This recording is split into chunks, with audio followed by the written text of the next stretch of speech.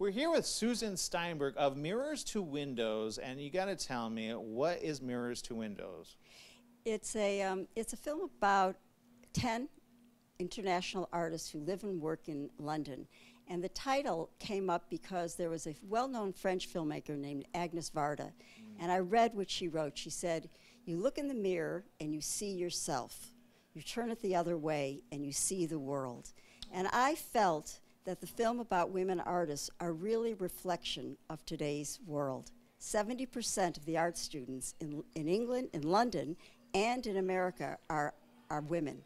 And that's what began this whole sort of journey about telling this story. Well, and you tell the story of 10 women, as you mentioned, and this is over a 3-year journey. What was it, when you set out and found them, what was that process like of identifying who your 10 women were going to be? Well, it actually took me 9 months to cast the film. Okay. I must have seen the work of 250 artists. I narrowed it down to about 60. I met them all. I talked to them. And there were 2 criteria. One, I wanted an age range because this is a collective biography. I wanted the young, who were young and innocent and driven. And so I started with 23-year-old Sarah Letterman. And then I wanted the experienced one. And I ended with 80-year-old Rose Wiley, who wasn't discovered until she was 76 years of age. And I wanted this to be intimate, so not only did I have to love their art, but they all had to work in different mediums, because I didn't want any repetitiveness in terms of dealing with the creative process, and I had to be able to have a personal relationship with them. So I found 10 artists from 6 different countries, and I thought that reflected the international world that we all live in today. What are the countries? The countries are Egypt, Okay. Iran, Germany, France, the United States, and England. Wow. Okay, of all 6 of those, which are you looking forward to going back to see? Well, I live in London. Okay. I'm an American, but I live and work in London. So it's not, I'd like to go see all of them. They all live in London, so we've become friendly with all of them. I'd love to go to Cairo with Nermeen Hammam, who did these extraordinary work on the Arab Spring. I mean, it's just extraordinary what she has done. She uses photographic techniques, but her work is much more like a painter. Well, and this is an interesting film because this isn't your first film. You've been filmmaking for a while. In fact, you started off as an editor back in the day. Can you tell me, how did you make that transition from editor to filmmaking? Well, I started off as an editor in the days of heady rock and roll. I worked on Gimme Shelter, and I worked on a notorious film called Cocksucker Blues. That's a behind-the-scene film that was made by a well-known photographer named Robert Frank, and it was banned. So it's never been out, but everyone knows. Why? Well, it's really about sex, drugs, and rock and roll. I would hope that title would mean that, but okay.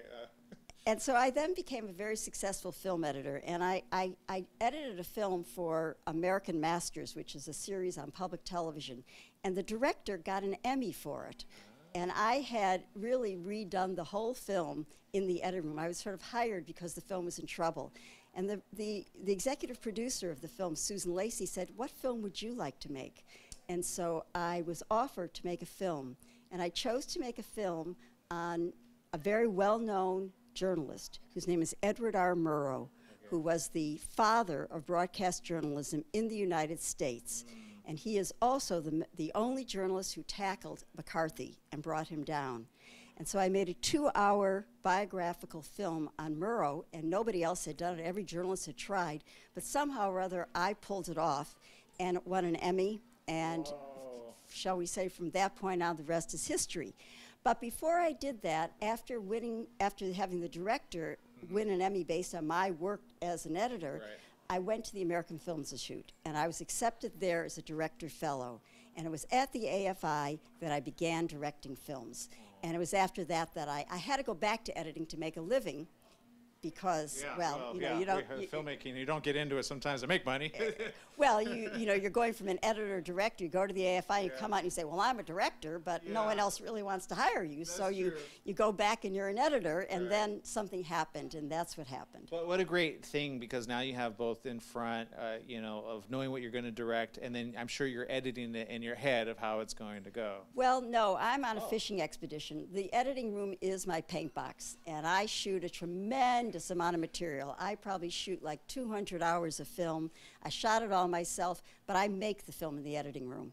I have the ideas beforehand, but I really am I really put out a very wide net, and then I really hone it down as if I needed to kind of go that direction. So filmmakers, learn editing. It will help you along the process, right? Fantastic. Okay, thank you so very much for taking a moment with us, and I look forward to seeing your film. Again, Mirrors to Windows. You can find it on Facebook. Just go to facebook.com/Mirrors to Windows.